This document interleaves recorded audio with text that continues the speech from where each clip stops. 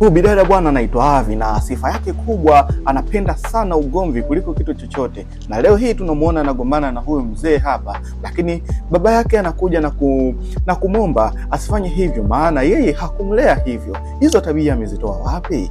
Kabla hatujaendelea, ndugu mtazamaji, ni kuombe support yako uweze kusubscribe, kushare, kulike na kucomment ili uwe wa kwanza kupata movie zetu pindi tutakapoachia. Movie yetu inaanzia hapa, tunaona kundi la vijana wako busy wanacheza, walimwaga sebene, yani wanatumia zana zao za kazi kama kiburudisho, wanapiga zao ngoma huku akiimba. Lakini mara tu tunaona Range Rover moja inakuja, yuko mzee mmoja hivi anaendesha, lakini baada ya kufika eneo la tukio wakapake na kushuka. Mshikaji akashuka na kumuita kijana wake kwa ajili ya kufanya kazi. Anaonekana jamaa ameleta gari yake kwa ajili ya matengenezo. Mshikaji anafika, anamuulizia fundi Kibagarashe, fundi gani wewe? Anamwambia nimekuletea hii kazi, hebu ufanye uje kuifanya, fanya na ufanye mapema. Lakini upande wa pili tunamwona bidada Avi akiwa mgawani, yuko bize anamfokea bidada huyo aliyokuja kumhudumia, yani anamgombeza tu. Rafiki yake anamwambia usifanye hivyo, lakini Avi hakuelewa, akamfuata na kumtia kibao. Akamwambia unanihudumiaje mimi chakula kibaya hivi? Kwa nini hujui kazi yako? Tunamwona Avi anarudi nyumbani akiwa na jazba kweli kweli, yani yuko na hasira vibaya mno. Lakini mzee wake anaendelea kumuuliza shida nini? Kwa nini anafokea watu, anapiga watu, anafanya fujo mgawani? Haelewi shida ni nini, lakini Avi anamjibiza vibaya tu baba yake na anapanda ngazi na kuelekea juu kwenye chumba chake. Hataki kusikia chochote wala kusikia lolote kutoka kwa mzee wake, lakini mzee wake anasisitiza na kumuita Avi, hiyo sio tabia nzuri. Nani umelisi kwa nani? Mimi sikukufunza hivyo. Kwa nini unakuwa mjeuri na huwezi kusikiliza wakubwa zako? Unafanya fujo tu, unafanya mambo kwa kujiamulia. Una shida gani we mtoto? Upande wa pili tunamwona mzee anaitwa kwa nguvu na Avi. Avi anamuuliza mzee, umeweka wapi gari langu? Nataka kutoka lakini gari langu silioni. Mara akamkunja, anataka amtia makofi. Anamwambia gari langu liko wapi? Nahitaji kutoka, sioni gari langu. Unataka nikufanye nini we mzee ili unielewe? Lakini baba yake anakuja na kumgombelezea mwanaye na kumuuliza shida nini? Avi anamwambia baba amechukua gari langu na sijui amelipeleka wapi. Itabidi baba atumie busara kwa ajili ya kumpoza mwanaye na kumwambia mimi hilo gari ndio nilimtuma aende kupeleka kwa fundi. Avi sasa anaelewa, so akatoka moja kwa moja mpaka kwa fundi. Huku kwa fundi sasa ndio kitawaka. Gari inaingia kwa fundi, fundi anashuka pamoja na mzee, pamoja na Avi, pamoja na rafiki yake. Wote wanauliza kuhusu gari. Mzee anamwambia mwenye gari anataka gari lake, hebu naomba gari na huyu mtu aondoke hapa, usimsababishie matatizo. Fundi anauliza gari lilikuwa limepaki hapa, limeenda wapi? Anamuita kijana wake na kumwambia gari liko wapi? Fundi akamwambia gari ameondoka nalo fundi uliomkabidhi, na fundi haonekani yuko wapi.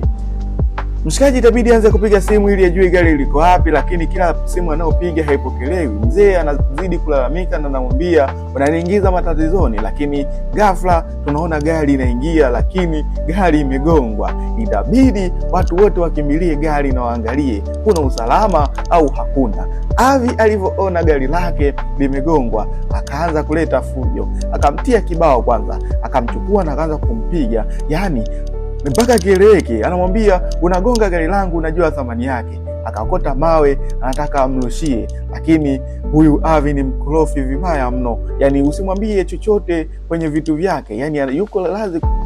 Baada ya valangati Avi amerudi nyumbani na anakutana na mzee wake na anamuuliza nasikia umepigana, kwa nini umefanya hivyo? Akamwambia baba ningefanya nini sasa kama karibu gari langu?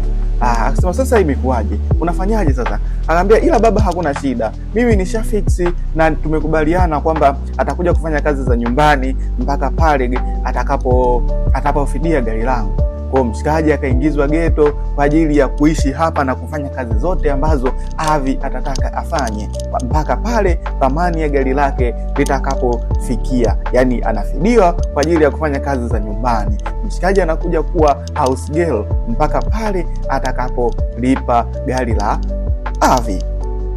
Mshikaji amelala, Avi anakuja na kumtia mateke, ngwambia unalala mpaka saizi unalala gani? Yani umeharibu gari langu, hujafanya kazi na unajilaza. Yani unalala gani? hebu amka kanipikie chakula. Mshikaji hajui kupika, hajui kufanya chochote. Anafika jikoni kwanza, anatafuta maji kwa ajili ya kumpelekea bidada. Anachukua maji na anampelekea bidada. Afu bidada yuko na shoga yake. Akamwambia, hebu niletee maji, niko na shoga yangu. Mshikaji anakuja na maji, lakini akaamua yaonje kidogo. Anamletea maji, anamletea Avi. Baada ya kumpa Avi anamuuliza, kwa nini glasi moja? Unaona tupo wangapi? Mshikaji anamuuliza, lakini ulivyokuja ulisema nikuletee maji na hujasema maji kama unataka glasi ngapi. Itabidi tu bidada amwambie, mimi niko sawa, usijali. Lakini Avi yeye bado halijaisha. Akamwambia, sihitaji hayo maji yako ya moto, naomba kaniletee maji ya baridi. Kabadilishe, niletee maji ya baridi. Yani Avi ni kisanga muda wote. Leo siku nyingine, asubuhi tunamuona mshikaji anakuja anafanya usafi chooni, yuko mara Avi akaingia. Alipofika tu anamwambia, umesafisha na huku, mbona vioo hujafuta vizuri? Kwa nini unafanya kazi lafu? Yani anamtesa tu ili mradi kulipa kisasi mpaka pale gari lake litakapofidiwa. Yani hapa anafanya kazi kila siku, asubuhi, mchana na jioni, hakuna kupumzika, ili tu afidie matengenezo ya Range Rover. Lakini leo tunamwona Avi yuko na njaa, akamwagiza mshikaji akamtegezee diko. Mshikaji hajui kufanya chochote, yani yeye sio mambo yake. Lakini kilichotokea, mshikaji akatumia YouTube pamoja na kila kitu kwa ajili ya kufanya diko. Yani akaandaa kitu, yuko anasoma mtandaoni, akamwambia weka chumvi kidogo, weka parachichi, sijui tangawizi. Jamaa anapika samaki lakini haelewi. Ngoja tuone pishi la YouTube hapa linatokaje. Lakini kila anachojichukua jamaa anaonja. Itabidi tu afanye kila anachokihitaji ili mradi tu aweze kusurvive. Chakula tayari, mshikaji anakuja kukileta, anaweka mezani. Na anakuja kumwambia, madam, chakula nimemaliza na nishamaliza. Lakini Avi yeye anamwambia, mimi sihitaji chakula kwa sasa, na nahitaji vitu vingine. Lakini leo mshikaji ameona sio kesi. Bidada rafiki yake anaingia, itabidi akae azungumze naye. Akamwambia, hebu mwambie basi rafiki yako anipunguzie hata kidogo, mimi niweze kwenda hata nyumbani. Bidada anaenda ndani kwa Avi na kuja kumwambia, anambia, hebu yule kijana msaidie aweze kwenda hata nyumbani kwake, aende kusalimia hata wazazi wake. Unamganda sana, yani kila kitu afanye. Lakini tunaona leo mzee baba Avi yuko na rafiki yake, anakuja. Rafiki yake amekuja na kumuulizia Avi, lakini baba Avi yeye alisema, mimi nilijua yupo kwako, kwa nini mpaka sasa haja nyumbani? Lakini rafiki yake anamwambia, mimi kwangu hayupo. Mara anapokea simu na kuambiwa kwamba Avi yupo kituo cha polisi, amempiga askari. Yani askari kajichanganya na kamfumua. Itabidi mzee akamfuate mwanae, maana anajua mwanae ni kisanga, muda wote ni fujo tu. Anarudi anamwambia, mwanangu una shida gani? Kwa nini umempiga askari? Avi anamwambia, nisamehe baba, sitarudia tena, ila alinichokoza tu, mimi nikampiga makofi, ningefanyaje? Basi baba yake anampenda sana, akamwambia, hakuna shida, tulia hapa. Leo siku ya pili tunamuona Avi amekuja ofisini kwa baba yake. Anafika reception, anataka kuingia. Receptionist akamwambia, bosi amesema asiingie mtu yoyote na sina ratiba na wewe. Avi sasa akajichanganya, akamtia makofi. Yani akamwambia, wewe mimi unanijua? Are you mad? Mimi unanizuia kuingia kwa ofisini kwa baba yangu? Unanijua mimi ni nani? Akamchezeshea vibaya mno. Mpaka baba yake anashuka, anakuja kumwambia, shida nini? Akamwambia, baba, mfukuze huyu, sitaki kumuona. Mfukuze, sitaki kumuona.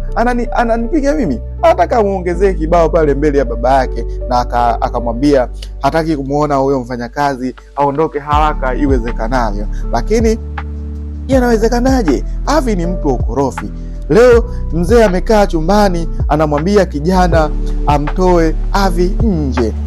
Kijana anamwomba Avi, toka nje kwa ruhusa yako mwenyewe kabla sijaja kukuchukua. Lakini Avi akamwambia, niguse uone nitakachokufanya. Yani ukijaribu kusogea nitakufanya kitu ambacho utajuta. Mshikaji si akambeba Avi kwa nguvu, akamchukua na kumtoa nje. Kilichotokea, Avi akabeba gongo, akampandika ya uso, akampiga kwenye jicho, hatimaye akamvunja kwenye jicho. Yani baba Avi haamini macho yake, anamwona mwanaye akamvunja. Mshikaji anatoka tu na damu, ameshatoa jicho, maskini ya Mungu. Baada ya tukio, Avi amebaki kama Pilitoni, amekuwa mdogo, hana la kufanya, hajui nini afanye, yani amekuwa mpole ghafla. Mshikaji amepelekwa hospitali na lalamika, anasema yote haya ni kwa ajili yako, yote umeyataka wewe, mmeniweka nyumbani kwenu na kunitesa, kwa hiyo mmenifanya hivi ili nijue kuwa kipofu. Lakini baba Avi yuko anaongea na mshikaji na anamwambia, nitagharamikia kila kitu, nitafanya kila kitu ili uwe sawa, naomba unisamehe mimi na unisamehe kila kitu. Leo tunaona kikao kimewekwa, Avi anakuja na amesimama anakuwa na apologize. Anawaambia baba wa mshikaji, anamwambia naomba mnisamehe sana, sitarudia tena. Lakini baba Avi akasema kwa busara, Avi, naomba ukae chini ili tuongee. Baba Avi anamwambia Avi, itabidi uolewe na huyo kijana uliyomharibu, kwa sababu wewe ndio umemharibu jicho lake, kwa utapaswa kumuoa. Lakini Avi alistuka sana na taarifa hizi, akamwambia baba, unafanya nini? Yaani mimi niweze kuolewa na iko kijitu? Kijitu gani iko ambao ninaweza kuolewa nacho? Lakini mzee anaonekana na mwenye furaha, lakini mshikaji pia anaonekana amependezwa na hili, lakini kwa Avi hakupendezwa na hichi kabisa. Lakini baba Avi akasema, kwa sababu wewe ndio umeweza kumjeruhi, hauna budi utaolewa naye. Kikao kimeisha, Avi anamlalamikia baba yake, anamfuata nyuma mpaka chumbani, akamwambia baba, umefanya nini hiki? Nawezaje kuolewa na mtu kama yule? Mimi siwezi kuolewa na mtu ambaye sijaweza kumuelewa. Baada ya kuona kuongea na baba yake havijatosha, itabidi amfuate mshikaji, akamwambia kwa hiyo hii ndio ilikuwa mipango yako, umefanya kila kitu ili uje ukunioa mimi, unasema hilo ndio umeshindwa. Mimi siwezi kuolewa na wewe, jiangalie chini mpaka juu, afu uone kama unaendana na mimi, huwezi kunioa mimi. Mpaka kufikia hapo, ndugu mtazamaji, sina la ziada na kuomba usubscribe, share, like na kucomment ili uweze kupata muendelezo pamoja na movie zitakazofuatia. Goodbye.